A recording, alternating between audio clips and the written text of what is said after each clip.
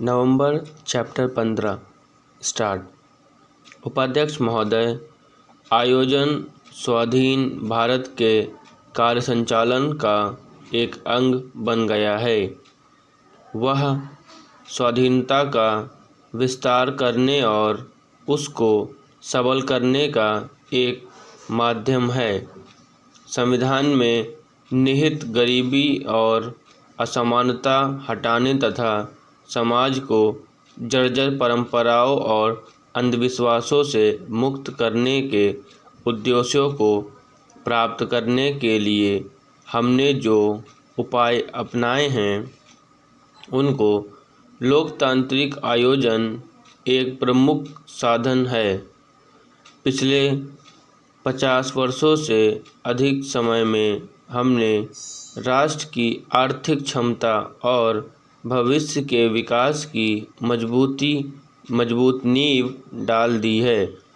कृषि की उपज दुगनी हो गई है और औद्योगिक उत्पादन तिगुना बढ़ गया है। जो नए उद्योग शुरू हुए हैं उनकी जानकारी सभी को है। इन उद्योगों तथा वैज्ञानिकों अनुसंधानों और तकनीकी प्रशिक्षण के संस्थानों के कारण हमारा आर्थिक विकास अपने ही सहारे आगे बढ़ने में सक्षम है।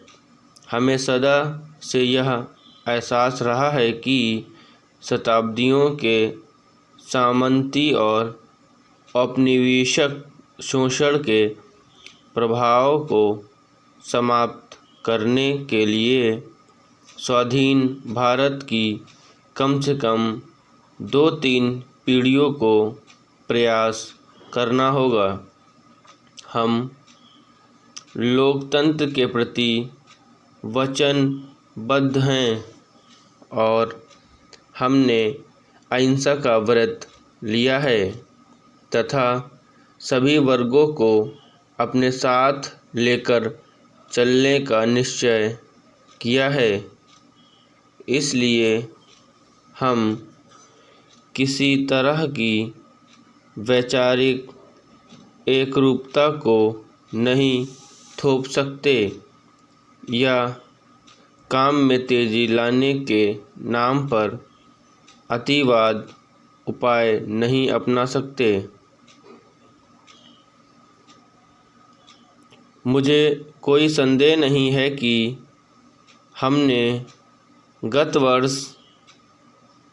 55 वर्षों में जो ठोस तैयारी की है और जो नींव डाली है इसके कारण हमारी अगली पीढ़ी व्यापक गरीबी को निर्मूल करने में समर्थ बनेगी।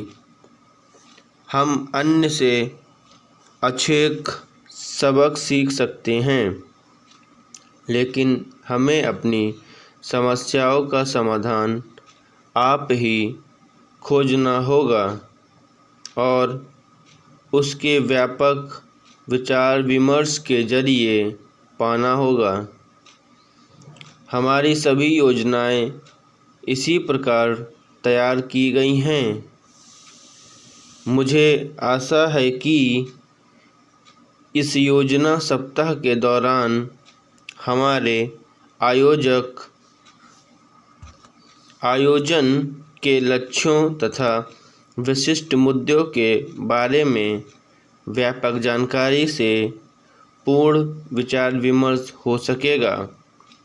हम वर्तमान पंचवर्षीय योजना को पूरा करने ही वाले हैं। अब से कुछ माह बाद 11वीं योजना का प्रारूप राष्ट्रीय विकास परिषद और संसद में प्रस्तुत किया जाएगा। इस प्रारूप को तैयार करने में काफ़ी परिश्रम किया गया है। इसके लिए महीनों तक विभिन्न स्तरों पर परामर्श और विचार विमर्श का सिलसिला चला है। योजना केवल आंकड़े, आवंटनों, लक्ष्यों और किसी विकास दर के अनुसार की गई गणनाओं का समेकन मात्र नहीं है।